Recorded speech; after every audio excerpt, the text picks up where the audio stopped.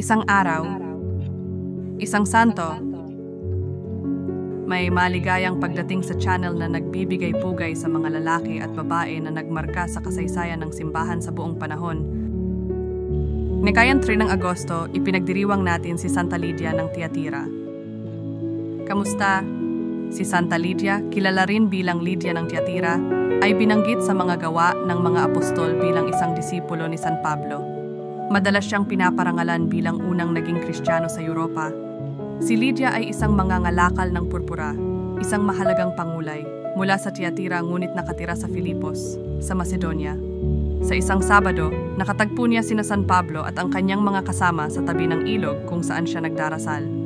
Napukaw ng mga salita ni Pablo, binuksan niya ang kanyang puso sa mensahe ng Ebanghelyo at nabinyagan kasama ng kanyang buong sambahayan. Pagkatapos ng binyag, inanyayahan ni Lydia sina Pablo at ang kanyang mga kasama na manatili sa kanyang tahanan, nagpapakita ng malaking pagkamaalalahanin. Ang kanyang tahanan ay naging lugar ng pagpupulong para sa mga unang Kristiyano sa Filipos. Si Lydia ay isang halimbawa ng aktibong pananampalataya at pagkamaalalahanin Kristiyano. Ang kanyang pagtanggap at suporta sa mga misyonero ay nagkaroon ng mahalagang papel sa paglaganap ng Kristyanismo sa Europa. Narito ang isang panalangin na iniaalay kay Santa Lydia. O Santa Lydia, ikaw na nagbukas ng iyong puso sa tawag ng Diyos at tumanggap sa mga apostol. Nang may kabutihang loob, ipanalangin mo kami sa Panginoon. Tulungan mo kaming maging bukas sa salita ng Diyos at tumugon ng may pananampalataya at aksyon. Inspirasyon mo kami na mamuhay ng may pagkamaalalahanin, kawanggawa at paglilingkod sa iba.